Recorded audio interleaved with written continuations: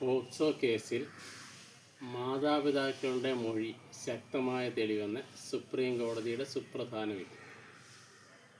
POCSO കേസിൽ കീഴ്ക്കോടതിയുടെ ശിക്ഷ ഒഴിവാക്കി കിട്ടാൻ വേണ്ടി സുപ്രീം കോടതി അപ്പീൽ നൽകിയ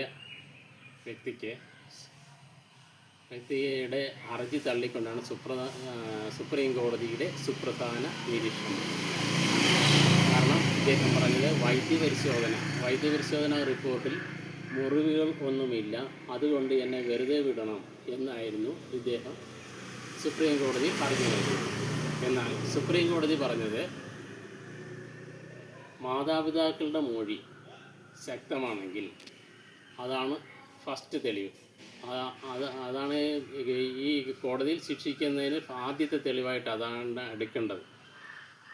മെഡിക്കൽ റിപ്പോർട്ട് രണ്ടാമതേ വരുള്ളൂ. മെഡിക്കൽ റിപ്പോർട്ടിനകത്ത് മുറിവില്ല എന്ന് പറഞ്ഞാൽ ഐ വിറ്റ്നസ്സായ അവരുടെ തെളിവാണ് ശക്തം. അതുകൊണ്ട് ഒന്നാമത് തെളിവ് അതാണെന്നും അതുകൊണ്ട് ശിക്ഷ അനുഭവിക്കുക തന്നെ വേണം എന്ന് സുപ്രീം കോടതിയുടെ സുപ്രധാന നിരീക്ഷണം. Okay, thank you.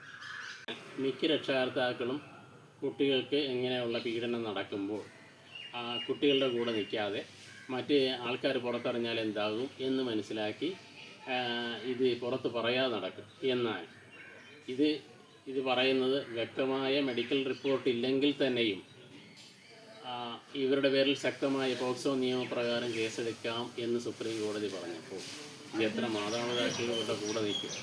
അതുകൊണ്ട് തന്നെ ഇങ്ങനെയുള്ള സന്ദർഭങ്ങളിൽ മാതാപിതാക്കൾക്ക് കുട്ടികൾക്കുണ്ടാകുന്ന വിഷമങ്ങൾ ഇങ്ങനെ ഉണ്ടാകുമ്പോൾ തീർച്ചയായിട്ടും ഇത് ചൈൽഡ് വെൽഫെയർ ആയിട്ട് ബന്ധപ്പെട്ടിട്ട് ഇതിൻ്റെ പോക്സോ കേസ് എടുക്കണം. പോക്സോ കേസിൽ ശക്തമായ ശിക്ഷ കിട്ടുകയും ചെയ്യും.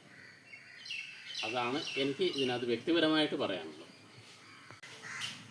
കുട്ടികൾക്ക് ഇങ്ങനെ ഒരു സംഭവം ഉണ്ടാകുമ്പോൾ കുട്ടികൾക്ക് ശക്തമായ മാനസിക പിന്തുണ രക്ഷകർത്താക്കളുടെ ഭാഗത്തു നിന്ന് തീർച്ചയായിട്ടും ഉണ്ടാകണം. കാരണം അവരനുഭവിക്കുന്ന ആ വിഷമങ്ങളിൽ നിന്ന് കടന്നു പോകണമെങ്കിൽ തീർച്ചയായിട്ടും കുട്ടികൾക്ക് നല്ല മാനസിക പിന്തുണ കേസ് കൊടുക്കുക മാത്രമല്ല, കുട്ടികളുടെ കൂടെ തന്നെ നമ്മൾ നിന്ന് അവർക്ക് വേണ്ട മാനസിക പിന്തുണയും സപ്പോർട്ടും എല്ലാം കൊടുക്കുക തന്നെ രക്ഷകർത്താക്കൾ ചെയ്താലേ കുട്ടികൾക്ക് ഇങ്ങനെയുള്ള ഒരു ഇതിനകത്തുനിന്ന് അവരുടെ ട്രോമ മാറ്റിയെടുക്കാൻ സാധിക്കും.